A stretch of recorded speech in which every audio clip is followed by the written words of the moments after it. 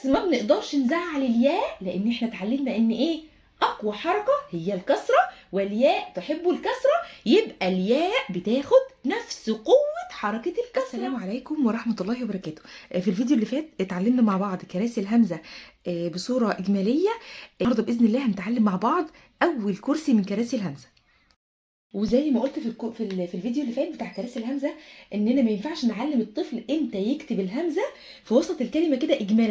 يلا بينا بقى نعرف امتى اكتب الهمزه على الف في اي كلمه بتملاها، وابقى متاكد جدا ان انا هنا في الكلمه اللي انا بتملاها دي لازم اكتب الهمزه على الف. الهمزه بتكتب على الف في 3 حالات، يعني هم 3 حاجات لو حصلوا في الكلمه اللي انا بتملاها يبقى لازم اكتب الكلمه دي على الف. ايه هم الحاجات دي؟ حاجه ان الهمزه تيجي عندي مفتوحه، وكمان الحرف اللي قبلها مفتوح. يعني ايه مفتوحة يا حلوين؟ يعني عليها حركة الفتحة، الشرطة المايلة الصغيرة اللي بتبقى فوق راس الحرف. كمان الحرف اللي قبلها مفتوح، الاتنين يبقوا مفتوحين. يبقى انا اول ما اسمع حد بيمليني كلمة والاتنين الحرف الهمزة مفتوحة والحرف اللي قبلها مفتوح، فورا هكتب الهمزة على ألف بالشكل ده. يلا نشوف مثال ونفهم اكتر بالمثال. كلمة سآلة، أنا بسمع إن أنا حد بيمليني أهو كلمة سآلة. طيب أركز في إيه؟ سآ آ، يبقى أنا سمعت صوت همزة مفتوح. طيب والحرف اللي قبلها إيه؟ سا هو كمان مفتوح، يبقى فورا أكتب الهمزة دي على ألف. إزاي؟ بالشكل دوت. يبقى احنا هنا أول ما لقينا إن أنا الهمزة عندي متحركة مفتوحة والحرف اللي قبلها كمان عليه حركة الفتحة ومفتوح، يبقى أنا فورا هكتب الهمزة دي على ألف. يبقى القاعدة الأولى بتقول إن أي همزة في الكلمة هتيجي مفتوحة واللي قبلها مفتوح هكتبها فورا على ألف، عشان الحركة بتاعت الفتحة دي أصلا مناسبة لمين؟ الألف يحب الفتحة. خلاص ما ننساش أبدا إن الألف يحب الفتحة. يلا نشوف مثال كمان ونفهم أكتر. كلمة رأى، أنا عايزة أملي ابني كلمة رأى وعايزاه يكتبها ويبقى شاطر قوي. اتفقنا إن القاعدة بتقول إيه؟ إن الهمزة لو جت مفتوحة، أنا عندي الهمزة هنا أهي جت مفتوحة. عرفت إزاي إن هي مفتوحة؟ عرفت وأنا بقرأها، فتحت بقي وأنا بقرأ الهمزة. إيه؟ را يبقى أنا هنا عندي همزة في الوسط، هكتبها إزاي؟ هي جت مفتوحة، هبص للحرف اللي قبلها لقيته هو كمان مفتوح، يبقى فورا وانا مغمض اكتب الهمزه دي على الف. حتى شوفوا بعدها ياء اهو، لكن احنا متفقين مع بعض ان القاعده بتقول ما ينفعش ابدا يبقى في هنا عندي همزه جميله شطوره كده وعليها حركه الفتحه وكمان قبلها حرف مفتوح وما اكتبلهاش الحرف اللي بتحبه الفتحه واللي بيحب حركه الفتحه اللي هو حرف الالف. يبقى هنكتب الألف هنا، الهمزة هنا على ألف، لأن هنا القاعدة والشروط اتحققت. يبقى أول شرط معانا إن أنا أول ما باجي ألاقي همزة مفتوحة والحرف اللي قبلها مفتوح بكتبها فورا على ألف وأنا مغمض. طيب تاني حالة بكتب فيها الهمزة دي على ألف هي إيه؟ أول ما ألاقي الهمزة عندي في الكلمة مفتوحة بس الحرف اللي قبلها ساكن. يعني ايه ساكن؟ يعني عليه الدايرة الصغيرة دي اللي اسمها علامة السكون. اول ما بلاقي الهمزة مفتوحة والحرف اللي قبلها ساكن بخلي الهمزة دي على ألف، لأن الألف أقوى وبتتغذى كويس قوي أكتر من السكون. السكون ضعيفة.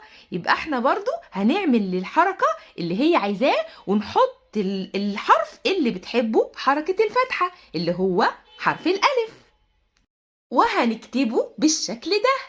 ليه كتبناك بالشكل ده يا ألف؟ ليه كتبنا الهمزة على ألف كده يا شطار؟ علشان هنا الهمزة جت مفتوحة والحرف اللي قبلها جه عليه علامة السكون. طب يلا نشوف مثال ونفهم أكتر بيه. يلا بينا. كلمة يسأل، انا عندي هنا همزه اهي وعايزه اشوف انا المفروض اكتبها على ايه، ما انا مش عارف، انا عايزه اشوف انا هكتبها على ايه. احنا اتفقنا ان اول حاجه بكتبها على الف لو جت مفتوحه والحرف اللي قبلها مفتوح. طب يلا ندور مع بعض. الهمزه مفتوحه، بس الحرف اللي قبلها مش مفتوح. طب في قاعدة تانية؟ في الهمزة تيجي مفتوحة والحرف اللي قبلها ساكن، بننفذ كلام والحاجة اللي بتحبها حركة الفتحة اللي هي ايه؟ الألف يحب الفتحة، صح؟ يبقى احنا هنحط فورا الهمزة دي على ألف ونكتبها كلمة صحيحة، لأن الهمزة جت مفتوحة والحرف اللي قبلها جه ساكن، والفتحة أقوى وأعظم من السكون. يلا بينا نكتبها صح؟ ايوه كده، برافو علينا، كتبناها صح. ليه كتبنا الهمزه هنا على الف تاني يا شطار؟ لان الهمزه جت مفتوحه. يعني ايه مفتوحه؟ يعني عليها حركه الفتحه، وكمان الحرف اللي قبلها ساكن، والفتحه اقوى من السكون، وكمان الالف تحب الفتحه. يبقى دي تاني موضع من مواضع اللي انا المفروض القاعده بتاعت ان انا لازم اكتب الهمزه على الف. يلا بينا بقى ناخد كلمة كمان ونشوف هنعملها ازاي. كلمة فجأة. ايوه بالشكل ده، فجأة. ليه كتبناها كده؟ لان الهمزة جت مفتوحة وكمان قبلها حرف ساكن، فهي اقوى منه، فجابت وقفت على الحرف اللي هي بتحبه، والحركة بتاعت الفتحة بتحب الالف. خلاص، يبقى ده تاني موضع من مواضع امتى نكتب الهمزة على ألف. يلا بينا ناخد آخر موضع معانا. آخر موضع معانا في إن إحنا أول ما نلاقي الهمزة نكتبها فورا على ألف. أول ما بتيجي الهمزة بقى عليها علامة السكون والحرف اللي قبلها مفتوح. يعني إيه؟ يعني الهمزة تيجي بالشكل ده ساكنة وضعيفة والحرف اللي قبلها مفتوح، فهنعمل إيه؟ هتيجي الفتحة دي تقول لها ما تزعليش يا همزة، أنا هجيب الحرف اللي أنا بحبه وأوقفك عليه عشان تبقى الكلمة متناسقة وجميلة. يلا نشوف مثال. كلمة رأس. كلمة رأس هنا شايفين الهمزة هنا عليها سكون ضعيفة، هتيجي الراء اللي عليها الفتحة القوية دي تقول لها ما تخافيش يا همزة، أنا عارفة هعمل معاكي إيه دلوقتي، أنا هجيب الألف الحركة اللي أنا بحبها وأوقفك عليه عشان تبقى الكلمة سليمة. طيب إيه اللي هيخلينا نكتب الهمزة هنا على ألف؟ لأن الراء جت مفتوحة، صح؟ يعني إيه مفتوحة؟ يعني عليها حركة الفتحة، والألف تحب الفتحة، يبقى احنا هنوقف الهمزة دي هنا على إيه؟ هنوقفها على ألف. يلا نكتبها بسرعة. أيوة بالشكل ده، كتبناها اهو، الهمزة جت وقفت على ألف لأن الهمزة جت ساكنة والحرف اللي قبلها مفتوح، عشان كده هنمشي كلام الفتحة والفتحة هتتصرف في الهمزة زي ما هي عايزة. طيب الفتحة بتحب ايه؟ الفتحة حركة الفتحة بتحب الألف، فهي هتحط الهمزة هنا على ألف عشان الهمزة جت ساكنة وضعيفة، والفتحة هي اللي هتتحرك وهي اللي هتتصرف في الهمزة. يبقى احنا كده اتعلمنا النهاردة ايه الحرف اللي بيناسب الهمزة وهي مفتوحة، او ايه الحرف اللي بيناسب الهمزة في الفتح هو الألف.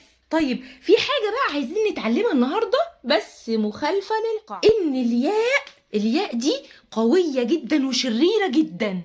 لو جت في كلمة وفيها همزة واتحققت الشروط بتاعة الألف والهمزة اللي بيحبوا بعض ولازم يتكتبوا مع بعض، بس الياء قوية وشريرة هتضربنا، مش هينفع أبدا ما ننفذش كلامها. فأي كلمة هتبقى فيها الياء هنبص الأول للي الياء عايزاه وننفذ كلامها، مش هنبص خالص للي الهمزة عايزاه ولا لحركة الفتحة. يبقى الياء لو جت عندنا في كلمة فيها همزة هنشوف الأول الياء الشريرة دي عايزة ايه ونعمل لها اللي هي عايزاه عشان ايه. طيب زي ايه؟ زي كلمة هيئة. شايفين كلمة هيئة؟ الهمزة جت مفتوحة والياء عليها علامة السكون، يعني الحرف اللي قبل الهمزة ساكن. يبقى المفروض اتفقنا ان احنا هنقوم كاتبين فورا الهمزة دي ايه؟ على ألف بالشكل ده. ان احنا اتفقنا مع بعض ان الهمزة لو جت مفتوحة وقبلها حرف ساكن لازم اكتبها على ألف. بس هنا في حاجة شريرة في الكلمة، حرف الايه؟ حرف الياء. حرف الياء الشرير ده مش هيسكت خالص، هو قوي جدا واقوى من السكون واقوى من الالف واقوى من الفتحة، فهيعمل ايه؟ هيقول لا يا الف لا يا همزة، انتوا مش هتتكتبوا على بعض، انا الكلمة اللي موجودة فيها لازم تتكتب الهمزة بالشكل ده. فكده الياء عملت اللي هي عايزاه، عشان الياء قوية جدا وأول ما بنشوفها في أي كلمة بنعمل لها اللي هي عايزاه. بس الألف فضل زعلان والهمزة فضلت زعلانة لأنها مفتوحة وده حقها إنها تتكتب على ألف. ليه الياء تغير لها كده اللي هي متفقة معانا عليه؟ فاحنا هنقول للهمزة ونقول للألف خلاص ما تزعلوش، احنا هينفع نكتبكم بالطريقة دي أو كمان نكتبك يا همزة على ألف. يبقى لو كتبناها بالشكل ده أو بالشكل ده، هما الشكلين أو الكتابتين هنعتبرهم صحيحة. خلاص، بس بنعمل كده مع إيه؟ مع الياء الشريرة فقط. لكن لو أي حرف تاني الهمزة كانت هتقدر تنتصر عليه، بس هي الياء شريرة. لازم نبقى حافظين يا أصحابي إن الياء شريرة، حرف شرير. مع الهمزة هي أقوى منه، ومع السكون ومع الفتح ومع الضم كمان. الياء والكسرة هم أقوى الحركات مع بعض. وبكده نبقى خلصنا الفيديو بتاع النهارده واتعلمنا النهارده مع بعض امتى بنكتب الهمزه لو جات لنا في الكلمه على الف بنكتبها امتى. لا، في 3 حالات. اول حاله الهمزه مفتوحه والحرف اللي قبلها مفتوح، فورا بنكتبها على الف. تاني حاله لو جت الهمزه مفتوحه برضو بس الحرف اللي قبلها ساكن، فورا بنكتبها على الف. تالت حاجه لو جت الهمزه ساكنه والحرف اللي قبلها مفتوح، فورا بنكتبها على الألف. هم دول ال3 حالات اللي بنكتب فيهم الهمزة على ألف. خدنا كمان النهاردة إن الياء ليها قوة الكسرة. الياء الشريرة لو لقيناها وجت في الكلمة وفي همزة سواء مفتوحة أو عليها سكون بننفذ اللي الياء عايزاه وبنكتب الكلمة بالطريقتين. بنكتبها بالطريقة اللي بتحبها الياء وكمان بالطريقة اللي بتحبها الهمزة. بس ما بنقدرش نزعل الياء لان احنا اتعلمنا ان ايه؟ اقوى حركه هي الكسره، والياء تحب الكسره، يبقى الياء بتاخد نفس قوه حركه الكسره. مش كلام حضره الياء الشريره لحسن تضربنا. كده نبقى خلصنا الفيديو بتاع النهارده. يا رب الفيديو يكون عجبكم. لو عجبكم الفيديو ما تنسوش تعملوا لايك وتشتركوا في القناه وتفعلوا الجرس عشان يوصلكم كل جديد، واستنونا في باقي السلسله بتاعه الهمزه الكراسي الباقيه. وشكرا والسلام عليكم ورحمه الله وبركاته.